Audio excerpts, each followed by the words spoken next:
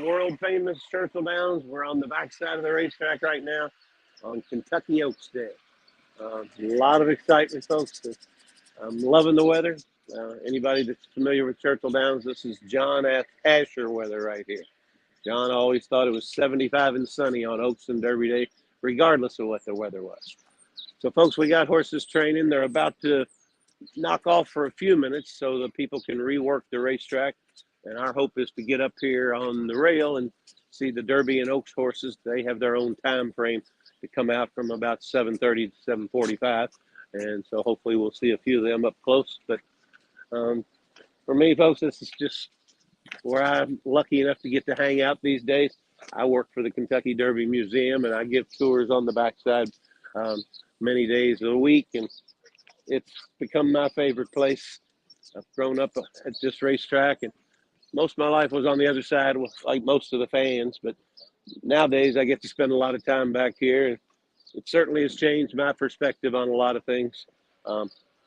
It's taught me to appreciate these animals and these gorgeous animals, and it's also taught me to appreciate the people that work back here and what they do. They don't get days off every day, regardless of weather conditions. They exercise the horse, they feed it, they bathe it, they do laundry, they clean up after it.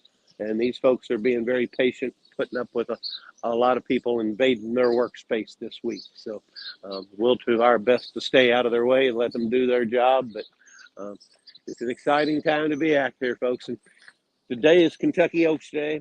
For folks who don't know, and I think when I do my tours, I can tell a lot of people don't. The Kentucky Derby and the Kentucky Oaks are races for 3-year-old thoroughbreds only. Now, the Kentucky Oaks is 3-year-old fillies only, female horses. Derby is 3-year-olds of either gender. Very rarely do the fillies run against the boys. We've only had 3 to win in about 149 years now. So 3 years old only. And the way it works, folks, I always get chuckles when I tell people this, but these horses share a birthday. It's January the 1st for every one of them. They're born, they're bred, so they'll be born somewhere between the early part of January and the end of May. But for record-keeping purposes, January 1 is considered their birthday. So any horse that was in last year's Oaks or last year's Derby, they're 4 years old today. There's plenty of other races for them to run in, but not the Derby or the Oaks, restricted to 3-year-olds only. And I think the number these days, a lot of times, is about 22,000 or so are born each year. Only 20 of them ever make it to the Kentucky Derby. So it's a long shot for your horse to get here, much less win. But that's what gets these people up early every morning, hoping they'll be lucky enough to have one of those future superstars in their barn. We're going by the barn of Greg Foley over here on our right. Greg is certainly entrenched in this business. His father, Dravo, was a trainer for many years. His sister, Vicky, is also a trainer, and Greg as well. So lifelong family affair with the horse racing business. Folks, hopefully we'll get up here in a minute and see the twin spires with the sun shining like it is. It might be hard to tell, but those spires are lit up pink today for Kentucky Oaks Day. Kentucky Oaks Day, everybody wears pink. It's a breast cancer awareness day. Very fun day around here. Now, the track is now closed, which means horses are still out there. But the ones that are out there, they'll take their time. But once they get off, then tractors and water trucks will go around. It's called a renovation break to renovate the track. And then so when the Derby and Oaks horses come out at 7:30, the track would be just like it would be on a race day for them. We just had a horse walk by us, folks, with a fleur-de-lis on the saddle towel. That saddle towel tells me that horse is trained by Keith DeSormo. Keith will have a horse in this year's Derby by the name of Confidence Game. So most mornings I'm not going to be able to tell you who the horse is. I can tell you who trains a particular horse by whatever saddle towel they're wearing. I think we're going to head down here by the main gap where we can see the horses coming and going here in a few minutes. And now we're coming up on the backside learning center at Churchill Downs, folks. We're basically in a little village back here. Got somewhere in the neighborhood of about 1,400 horses that are stabled back here.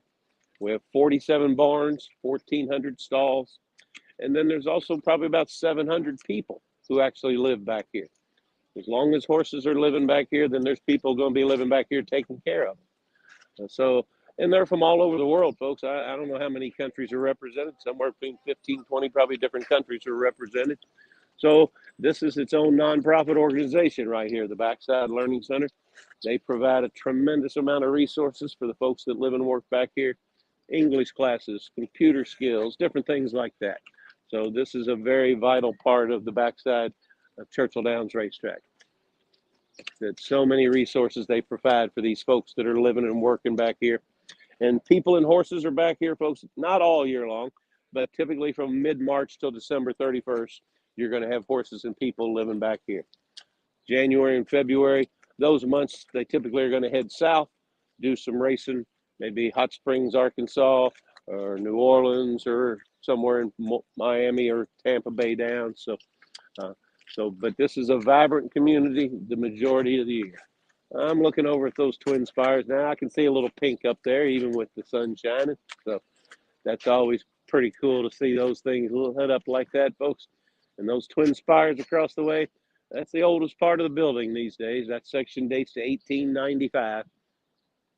And the way all this started, folks, back in 1875, there was a man lived here in Louisville by the name of Meriwether Lewis Clark Jr. Well, he was the grandson of the famous explorer William Clark, and he lived here in Louisville, but he traveled over to England. They have a derby over there, started in 1780. So Colonel Clark saw that. He wanted to come back here and basically do the same thing here in Kentucky to help with our thoroughbred breeding industry here in the state. Good morning, Hannah. There's Hannah, folks, that young lady riding for Eddie Keneally right there. Always smiling on the back of that horse. She enjoys her job. She enjoys her job. And that's what you see with these people, their love of the animal. On my left are the Outriders ponies. Outriders, folks, are basically, they consider themselves the policeman / lifeguard out on that track. And we have three fellas here from Oklahoma Cowboys. They're the best in the business, folks. Best in the business. Never want to see a horse get loose in the mornings, but sometimes it's going to happen. And those guys go after the loose horse because he's kind of a danger to himself and everybody else. And our guys here, watch them do some amazing things on horseback in the morning. They are a vital part of what goes on back here. I kind of equate them to baseball umpires. When you don't notice them, they're doing a good job, and you hardly ever notice these guys. So they are tremendous at what they do. We're lucky to have them here at Churchill Downs, folks. And I just realized I just passed the big screen, folks, the big board. That is the size of the screen on that is the size of 3 NBA basketball courts. And that has really changed the experience for many people here at Churchill Downs. When I was a young man out in that, probably a young kid, out in the middle of that infield on Derby Day, in my day, we were listening on transistor radios and things like that. Because out in the infield, you weren't going to see much. And we didn't have the big board there like we do now. I believe it was 2013 when the big board was put in. And it really has changed the experience for many people at Churchill Downs. Not necessarily just the infield. In many of those seats, you might have a seat, those horses flash by you and they're gone, and you're going to start watching a screen. So that big board there has really changed the experience for many people at the Derby. Changed the experience for the better, for sure. We're going to make our way up to the main gap. We still do have some horses out, so the break is not over yet. When I see the Outriders still out there on the track, that lets me know that there's still horses on the track. Once the last horse gets off, those guys will come off. I would imagine we'll be watering the track some this morning. So typically they take harrows, basically big rakes around the track and rake it. Then water trucks will come behind them and add some water to it. Then they'll rake it one more time. And then they're going to tell us the track's open for Derby and Oaks horses only. And as I mentioned earlier, folks, normally I can't tell a horse by spotting them. Well, here come our Outriders. They're coming off the track now. So that tells us the track is open for the day. They're closed for the day for just a few minutes for the renovation break, and then they'll be coming back out. But here come the Oklahoma Cowboys. Great guys, folks. When I do my tours, I know horse racing, but I don't know the animal. I'm a city boy, and these guys have taught me so many things over the years about everything that goes on out there. Morning, Lee. Shane. Doing well. Morning, fellas. Good morning. And here comes Greg Blasey, our #1 outrider. We got 1, 2, and 3 right there. Well, hello, Kara. I miss you. I miss you. Yeah, I'm sorry, we're live here, but Kara's an exercise rider for the Ian Wilkes Barn, folks. Now I think she's just working on a farm riding horses, so I don't get to see her like I used to in the mornings. And I've known her daddy most of my life, so I love seeing that young lady on the back of a horse. But folks, we're walking by a contraption here that pumps water from an underground spring. I just mentioned they're going to be watering that track here in a little bit. Morning, Jenny. We're live here on Facebook, Jenny. This is Hall of Fame rider Jenny Reese right here, folks. Yeah. Did you come over in the golf cart? No, we're just walking. Oh, you're walking? Just walking around this morning. Oh, okay. Yeah. Yeah, Hall of Fame right there, folks. Horse Racing Hall of Fame. Yeah, I see it. But this contraption here pumps water from an underground spring. I mentioned they're going to water the track here in a minute. Well, our track, the consistency of it is 75% sand, 23% silt, 2% clay. Well, if you let that sand get dry, it gets a little loose, and the horses really don't get the traction they want. So that's why you do want moisture in there. Once we get into the heat of the summer and stuff, many days, folks, they might put as much as 100,000 gallons of water on that racetrack in a day. And most of it is being pumped right here from an underground spring. So, yes. The question was, will the horses be working out this morning? Probably not. They're just going to be out there just stretching their legs a little bit. They're as fit as they're going to be. They've all their training, all their final workouts are behind them now. So it's just a matter of just getting out there and stretching their legs a little bit this morning. Now, all trainers have a different idea on how they do it. Some horses, if they feel their horses maybe a little too fresh in the morning, and these days with the Derby not being run till close to 7 o'clock in the evening, it's a long day. So some of them might get out and do a little bit more on a race day now. But typically, it's mostly a walk-in or just a slight jog for these horses this morning. But we will get to see them, folks, up close. And what I love about Derby time is when the Derby horses are out there and the Oaks horses, they're going to have a saddle towel with their name on it. And it's very nice to be able to, because most mornings I don't know who I'm looking at out there. So seeing these Derby horses with the bright saddle towel. Now, I did see earlier this morning, I know the couple of the Japanese horses, they did go out onto the track early this morning. I saw Dermacellular and Mandarin Hero. They were both out on the track. But it's been interesting the last few weeks just to watch the Japanese's technique with how they train horses. All these trainers do the same thing or different ways of doing the same thing, but the Japanese are definitely a little different than what we normally do. When our horses go out on the track in the morning and train, they're probably out there maybe 20 minutes, something like that, not much longer than that. And the Japanese horses, they get out there and they might be out there as long as an hour and a half. Even when they close the track for the training, they stay down in the chute area and walk around, do figure eights. So they just have a different way of doing things, but it's certainly working for them. Japanese are winning races all over the world these days. The Kentucky Derby is one they haven't won yet, but I know many people back here have really liked the way Dermacellular has looked out on the racetrack. Now, he has gotten to the Derby by way of winning the UAE Derby in Dubai, so that's how he earned his points to qualify for the Derby. And while I'm talking about points, good morning, Bob. Good morning, buddy. So the way the horses get into the Derby, folks, and the Oaks, they have to run in qualifying races that are assigned a points system, and they earn points when they run in those races. And then come Oaks and Derby Day, the horses that have accumulated the most points in the Derby, it's 20. That's who gets to run in the Kentucky Derby. So they do have to earn their way in. A lot of people I talk to think an owner can just put up so much money and get his horse into the race, but that's not the case. They do have to earn their way in. We got one of our pony persons coming by here, folks. I'm going to let them go on by. And a racetrack, a pony is not necessarily a small horse. When you see pony, people hear the word pony, they think it's a small horse. But you'll see this one here. He's got that bigger Western saddle on there. That tells us he's one of the ponies. And ponies are just kind of babysitters, companion animals, you know. These thoroughbreds can be a little nervous sometimes, but they are herd animals, so they like having some company around them. So you'll always notice when horses come onto the racetrack, you got another horse, a companion animal, waiting for them. Kind of helps calm them down a little bit. Folks, as we head this way, boy, head up ahead of us, you see the brand new area, the first turn suites of Churchill Downs, brand new, adding, I think, somewhere in the neighborhood of about 7,000 more seats over in that particular area. When I was younger, I hung out in that area a lot on Derby Day. It was just all grass and it was a general admission area. And then they started putting up some tented areas for a little more premium seating.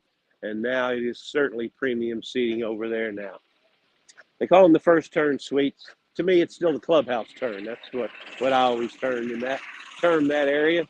And while I'm speaking about that, folks, I don't know a thing about car racing, but I always hear people talk about the third turn here at Churchill Downs and the fourth turn.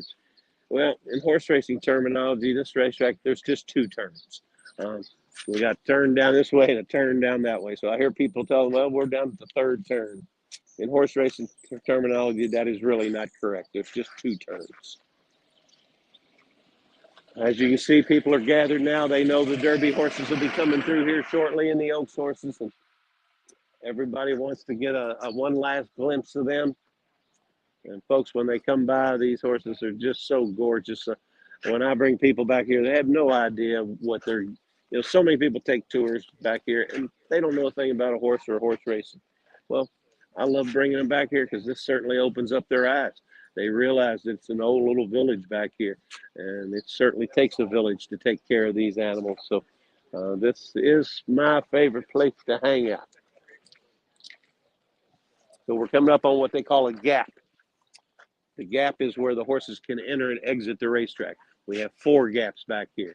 So depending on where your barn is where that particular horse would enter. At this particular gap here, we're probably going to have Todd Pletcher's contingents coming down here shortly. But the day before a race or Derby or Oaks Day for some of these horses, they're not all probably going to go to the racetrack. All trainers have different ways of doing the same thing, as I mentioned. And this is a time from 7:30 to 7:45 where they have the track to themselves. But that doesn't mean they're all going to come out. Somebody might take their horse, want to keep them in their normal routine and bring them out earlier in the morning. So I'm not sure if we're going to see all of them or not, but we should see quite a few of the thoroughbreds coming through here shortly. Tell you what, we want to walk up there towards that Pletcher barn a little bit because Todd Pletcher has the 2 favorites for the Derby this year. And he has 3 horses in the particular race. And one of our local fellows, Brad Cox, folks, grew up just a couple blocks away from here. He's a South Ender just like me. Brad's got a busy day. He has 3 horses in the Kentucky Oaks today. He's got 4 more in the Kentucky Derby tomorrow, plus many other horses running on the undercard. It's not just one race here, folks. There's another thing when I do tours. So many people think there's one race here held a year. We run about 750 races a year here. So it's a busy place most of the time. And when people ask, I think one of the ways I can explain the horse racing to me, I try to equate a little bit of it to college sports. You got Division I, Division II, Division III, NAIA. They're all athletes, but they're not all Division I athletes. Same way with these horses. They're not all Derby horses. They're all Grade 1 horses. You got to find that level. The trainer finds that level where that horse can be competitive. So not all going to be Derby horses, but you should be able to find a level where your horse can compete. And now, sometimes it might not be here at Churchill Downs. This competition might be too tough for them. They might go to a lesser racetrack to lessen their competition, because you got to put them in a spot where they can succeed.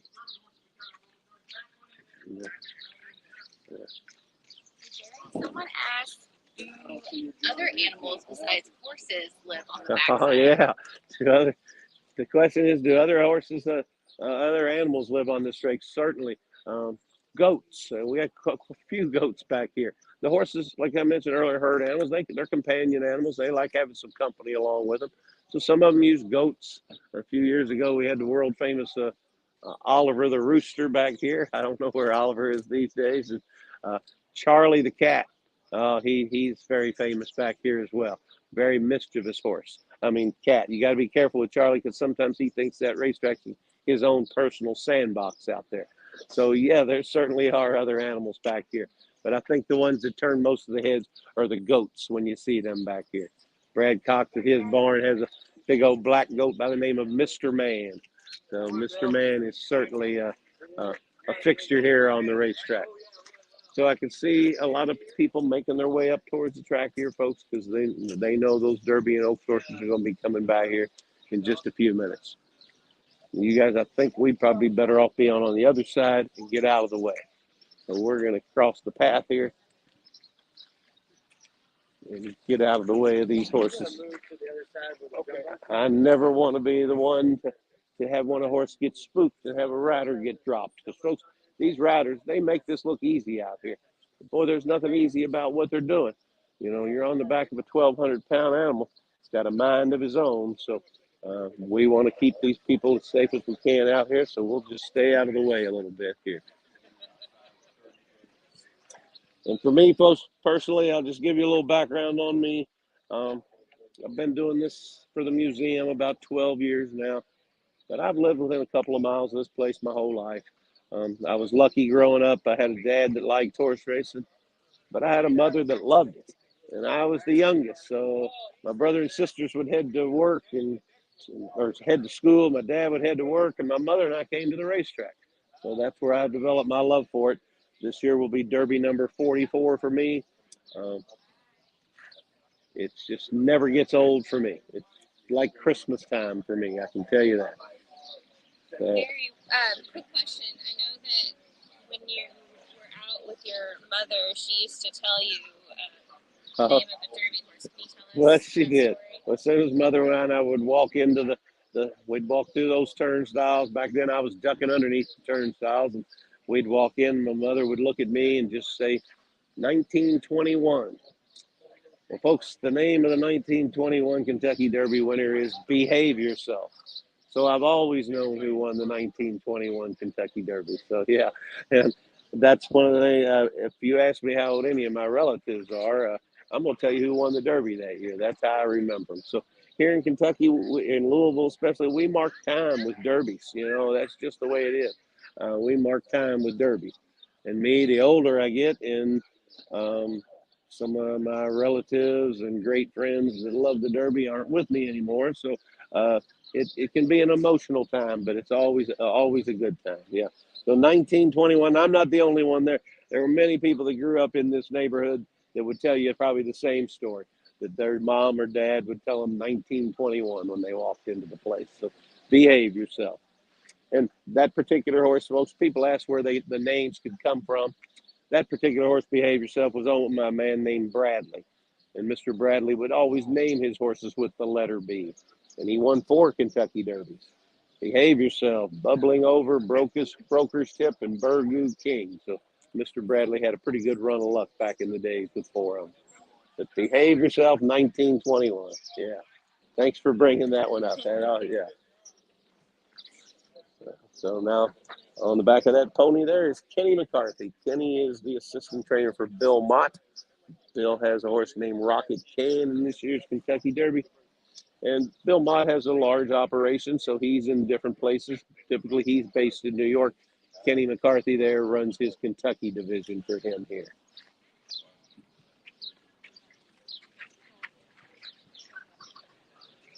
Yeah. Now here comes Hannah. She's not on the back of the horse right now, but she's still smiling, folks. This young lady loves her job. Good morning, Hannah. We're doing well. Yeah, good to see you. Yeah, folks, most mornings when I come back here and do these tours, not too many people back here, mostly just the workers.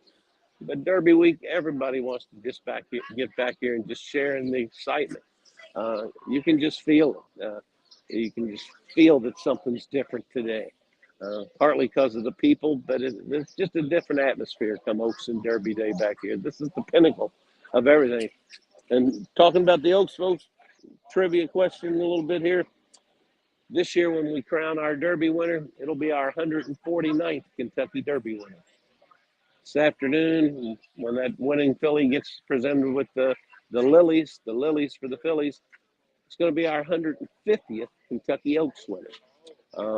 The reason is back in the day, rules were a little bit different. And one year it was called oversubscribed. There were so many horses entered in the Oaks that they actually ran 2 Kentucky Oaks back in 1959.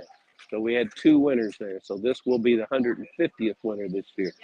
I believe those 2 horses in 1959, Hidden Talent won one division of the Oaks and Wedlock won the other division. So we actually, even though they both been run since 1875, we do have one more Oaks winner than we do have Derby winners. So we got a pretty good prime spot here, folks. We're in a pretty good position here when these horses start coming by here. And once again, the Oaks horses will have a pink saddle towel, Derby, yellow, lime green, whatever color that is. They belong on the Oaks horses. Taylor Ron Moquette go by. Ron Moquette's horse just slid into the Derby, took the last spot, so he's probably a happy man today.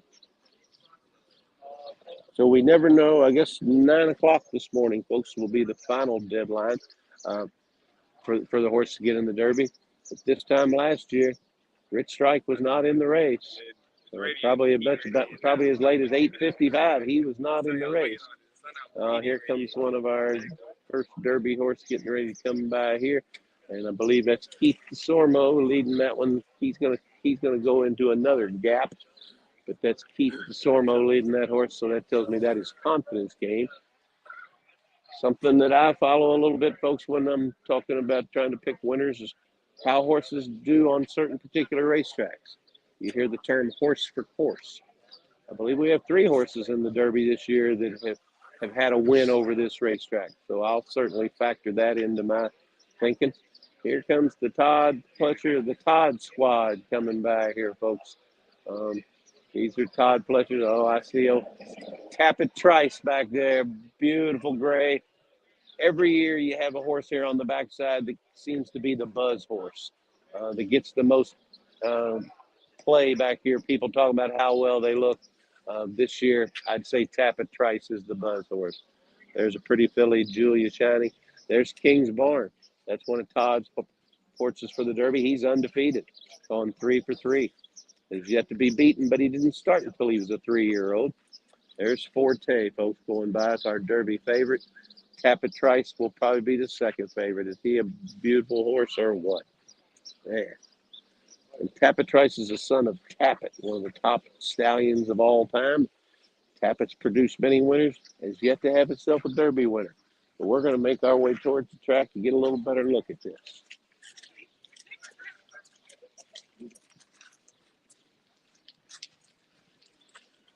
See if we can grab a spot rail side. All right. Okay, you can go inside. Perfect. All right, we're going to get inside and get an up-close view, folks. This is the best time of the year right here. Best time of the year. All right. Morning. Good morning. I think we got a little open spot down here. We'll try to grab. Watch your step there. Are any of the contenders this year sired by previous winners of the Derby? Let's see. Yes, as a matter of fact, Verifying is he's the first crop of Justify. Yeah, he's the first crop of Justify. His oldest horses have just reached 3 years old now, and Verifying is a son of him. So he's already a valuable stallion. Justify is, but well, sorry folks, that's my Derby horse right there going by. Rocket Cam, another pretty gray, trained by Billy Mott. Now, I mentioned Tapit earlier. Tapit is his maternal grandfather, Rocket Can, right there. So He's a horse I'm pulling for because Churchill Downs every year offers what they call future bets, folks, on these Derby horses. And I bet on Rocket Can back in November. So I think he's 15 to 1 in line right now, but I have his odds locked in at 132 to 1. So he is certainly who I'm pulling for. But from what I'm watched this week, and folks, I have an untrained eye. I'm not going to tell you I know what I'm looking at out there. But Tapit Trice has looked the best to me. All right, there goes Dermacellular, our Japanese horse just went by us. And there goes Verifying, the son of Justify we just saw. And he's got a pony with him there, Katie. Just kind of help him relax a little bit. And folks, when they're out here in the morning, there's an etiquette to this because you can have hundreds of horses at any one time. Typically, if you're going to go, Angel of Empire, another Brad Cox horse just went by. He's a Pennsylvania bred. I think we got, one Pennsylvania bred and a couple Japanese bred horses in the race this year. Rest are Kentucky bred. But there's an etiquette. If you're going to go fast, you're going to go left or right and stay down on that inside rail. If you're just going to jog or gallop, they go left or right and stay more towards the center. Some of these horses, there's Confidence Game going by. Somebody who I respect an awful lot. Young lady I work with, Raquel Nelson, who has a great eye for a horse. She really likes the way Confidence Game has looked this week. And there goes Beautiful Forte going by. Folks, we're in a spot right here. It's fun to show people when these horses, I don't think people realize this a lot, when these horses come around these bends, they're always taking left-hand turns, When they come around a turn like this, that horse is taught he's supposed to be reaching with his left.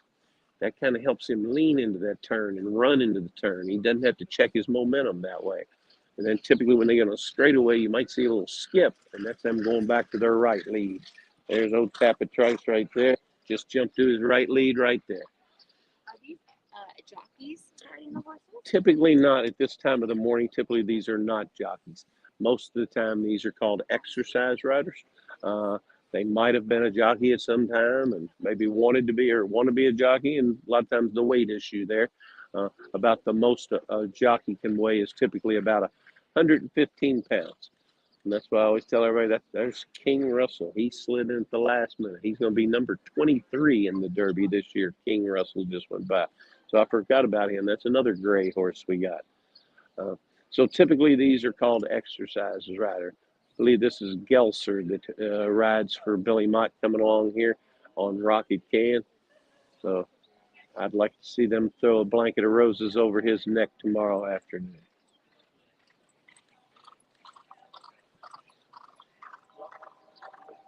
Rocket Can. So we have a question. Sure. How do the jockeys of the Derby horses get to know the horse if they aren't training with them? Well, I just always tell people the jockeys don't spend near as much time with the horses as most people think. If you look throughout the country today where there's horse racing going, oh, Jill, you got spooked by something a little bit. Maybe those shadows there may scared her. But the jockeys just do not spend as much time with them. Like I said, you look throughout racing today, you're going to see jockeys riding horses all day long that they've never laid eyes on before. But these guys, their instincts are so good. My personal opinion, if I was ever lucky enough to have a horse in the Derby, if you would let me pick whoever I think is the best jockey, I wouldn't care personally if he'd ever ridden my horse before or not. These guys, their instincts are so good. Give them a leg up and just kind of let them go. They will do their homework. They're going to read racing forums. They're going to watch replays. They'll understand what that horse likes to do. Here comes Tapit Trice one more time. Jump to his right lead right there.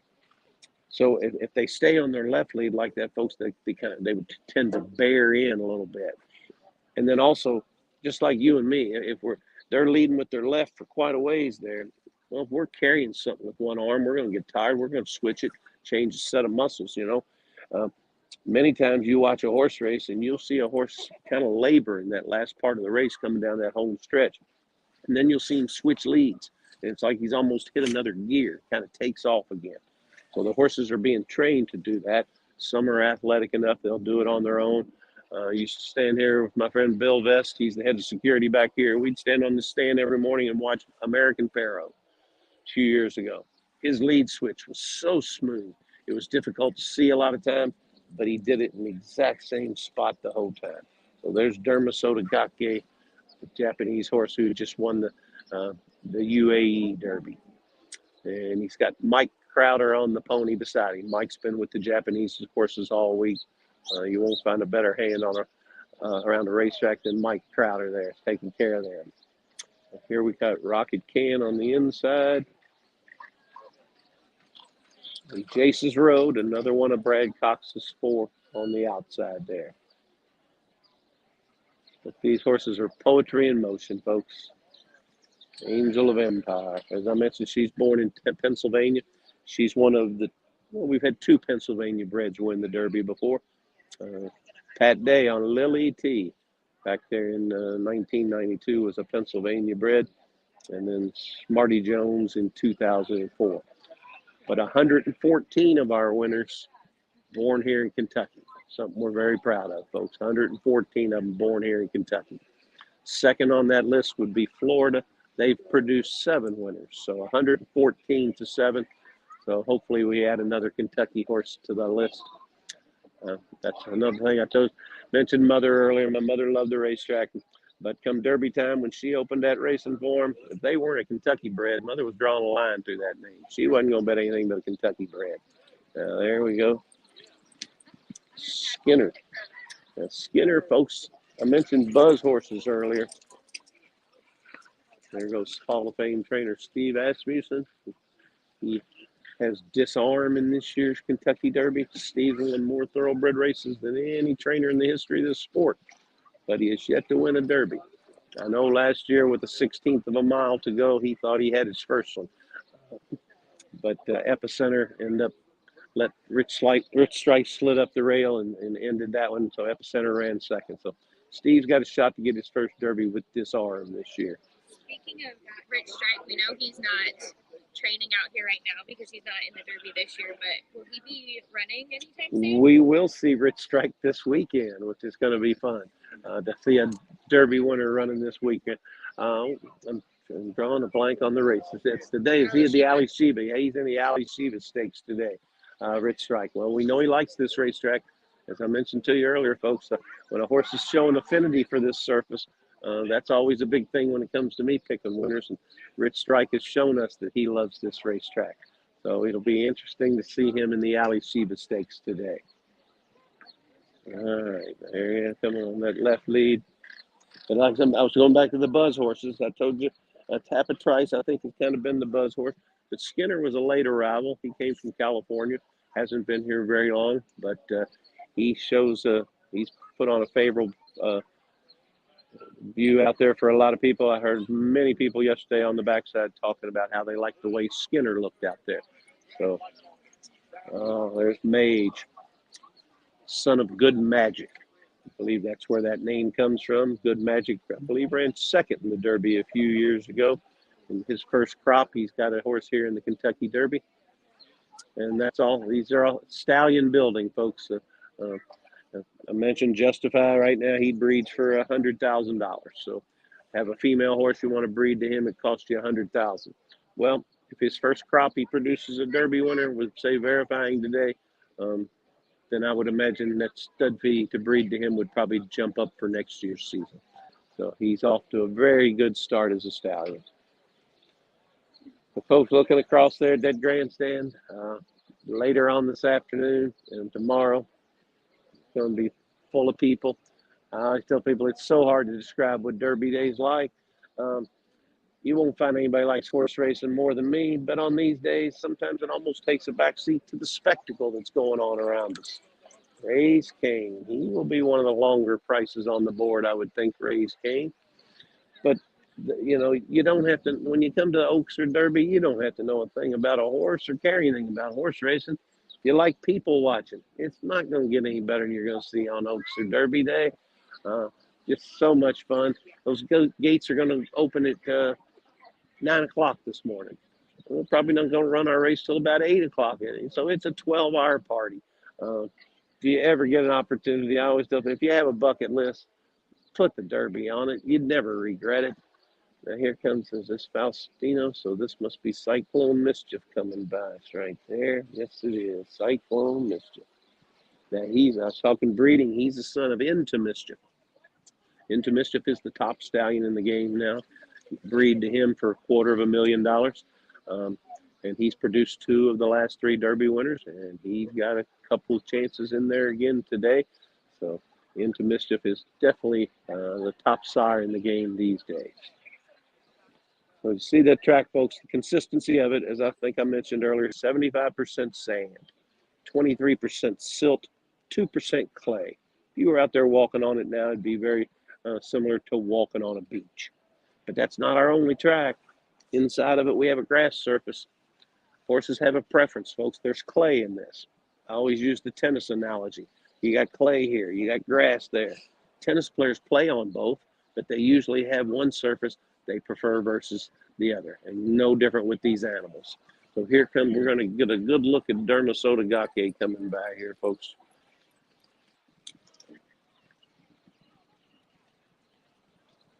Barry, what is the name of Dermacellular's sire? Kind of fun name. Mind Your Biscuits, yeah, Mind Your Biscuits, but Mind Your Biscuits was, I think, more of a miler type. So whether Dermacellular can get the 1.25 miles, that remains to be seen. But his last race, folks, he ran 1 mile and 3/16. Other than the Louisiana Derby, none of these horses have run a race that far before.